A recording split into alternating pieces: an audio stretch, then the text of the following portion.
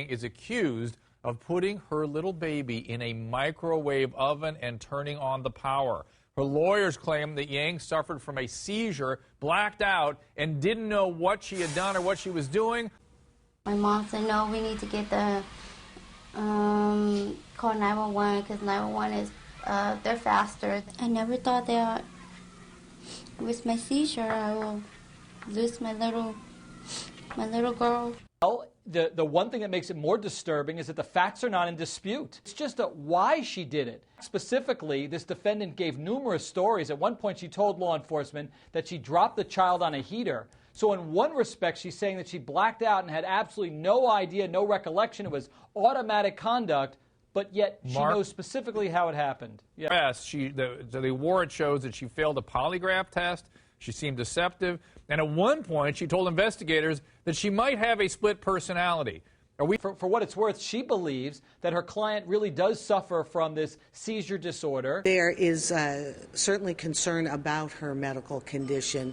I'm obviously not at liberty to talk about her medical condition, but she has many medical and as well as psychological issues that need to be addressed.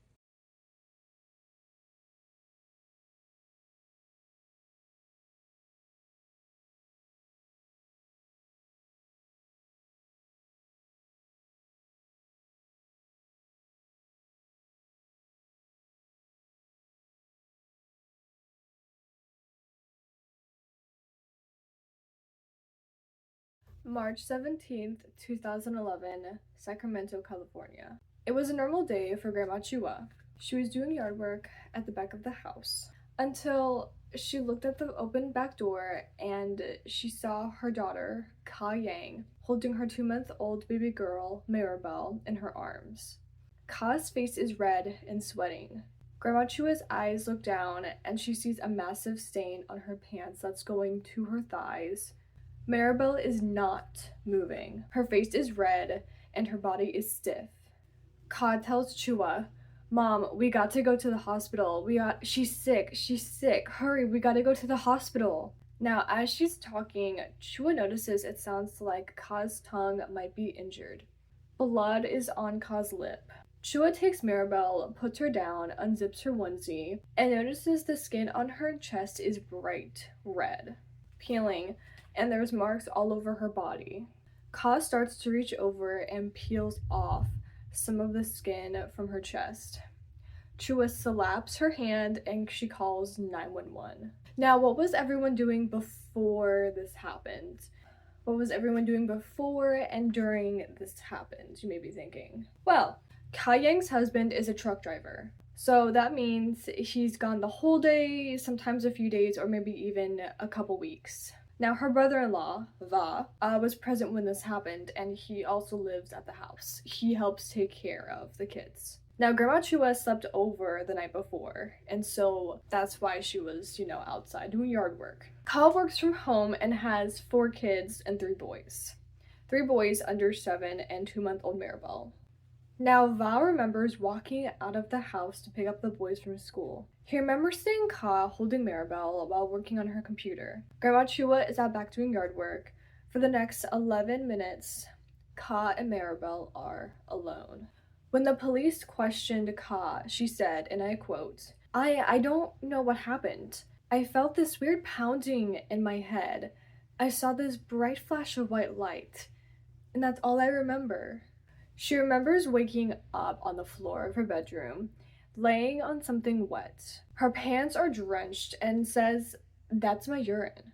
Now, she did bit her tongue, that's why she was having trouble talking, and has no memory. She sees Mirabelle on the ground laying next to her, and her eyes aren't open, and her face is bright red, and her body is stiff. Ka is panicking. She picks up Mirabelle and runs to the kitchen because she assumed her mom would be there at that point. Her mom rushes through the back door and they take off her pajamas and notice these burn marks on her. Va walks in through the door at that point, and that's when he calls 911. Now, this is their suspicion of what happened. Mirabelle was accidentally dropped onto the space heater, which made her unconscious. Within 9 minutes, Mirabelle is pronounced dead. Both sides of her body are burnt. She has radiation burns, and it took 3 months to figure out what happened Now, it took 3 months to figure out what happened because they did have a hunch of like what could have happened, but like they needed to gather more evidence. She was burned so badly it fried her internal organs. Mirabelle had been microwaved. Now, this is Ka Yang's story. She had a seizure, collapsed on her daughter onto the space heater, and crushed her, burning her to death. Now, with the memory loss, the seizure does make sense, and she does elaborate on this a little bit more.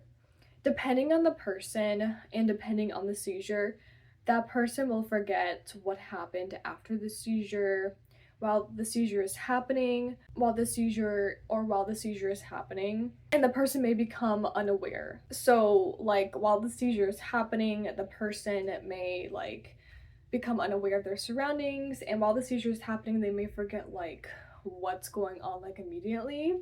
Now, the seizure may cause them to forget certain memories they had or what they did earlier that day. So it's not that they don't want to remember, it's literally that the seizure itself wiped away some of the memories.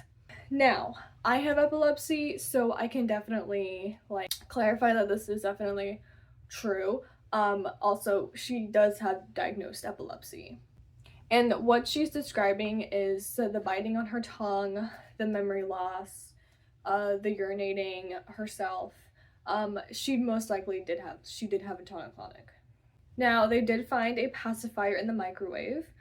They do an autopsy on Mirabelle, and they bring up case files with similar injuries and incidents. Now, they reach out to pathologists for more info and find out it's very rare for, like, cases like this for people to, like, microwave their babies, but it's the same injury, and in 3 months, they arrest Ka. Now, she has injuries to over 80% of her body, both external and internal thermal injuries. Second and third degree on 56% of her body. Severe internal burns, and which makes her have 4th degree radiation burns. Now, according to a microwave expert, Mirabelle was most likely placed on her back in the microwave. She was placed into the microwave for 2 to 3 minutes minimum. Best bet, 5 minutes. Would have passed away within 2 to 3 minutes. Now, this is the interview with Ka, and this is her words. This is what she says. It was just a normal day. Everything was normal. Gave Mirabelle a bottle and a pacifier that morning. Nothing was strange. Well, there was something that was a little strange. Mirabelle's eyes were moving back and forth, almost like tracking a fly. I checked and there was no fly. It kind of scared me a bit, but I tried not to think too deep into it because I believe in God. The spirit called me, so I had a seizure. Mirabelle started crying and spat out her pacifier. Mirabelle was looking at the spirit and demon together. Then, Ka looked out the window and saw a demon. Ka told her husband the spirit was walking outside her house and wanted her baby. She does clarify that the spirit never made her do anything. Now, in Hmong culture, they do believe epilepsy is when the spirit invades the body. The seizure is the spirit taking over, like a possession. Like your soul is kind of, like your spirit or soul is like leaving your body in a way. But her husband is Hmong and is not one of those people. He thinks it's BS. Ka Yang is the same. They are both members of the LDS Church. With that piece of information doesn't really make any sense. Now, a priest came to the house and blessed it because they thought they lived on a cemetery. Authorities said Ka allegedly said to her mom, "We can't tell them the truth. They will think we're crazy." There's evidence. Now, authorities literally asked Ka Yang's brother in an interview, "Hey, do you guys do human sacrifices?" He said, "No, we use animals." Now, investigators think she may have postpartum psychosis, which means after you've given birth, I may have to look this up and to fact check myself, but after you've given birth, your mind thinks that like something is wrong with your baby, like something like maybe like your baby's a demon, when in reality there's nothing wrong with your baby. That's just your brain thinking it. Now, Ka states she does not believe her epilepsy is being controlled by spirits. She would never hurt her daughter after trying for 2 years after having 3 sons. She's had seizures for such a long time, 29 at the time of killing. Had seizures since she was 13 to 14. Her first seizure was at her uncle's house, later diagnosed with epilepsy after having more seizures. She suffered 100 seizures for the next 15 years. On anti-seizure medication, but it was not working. When the anti-seizure medication doesn't work, it's either A, because it's the wrong seizure medication, or B, the dosage is too high or the dosage is too low. Okay, so I will be adding a video at the end of this one, and it is an interview with Ka Yang's brother talking about their life together with Ka. So yeah, there's more information in that video. So I hope you guys enjoyed this one. Bye-bye, everyone.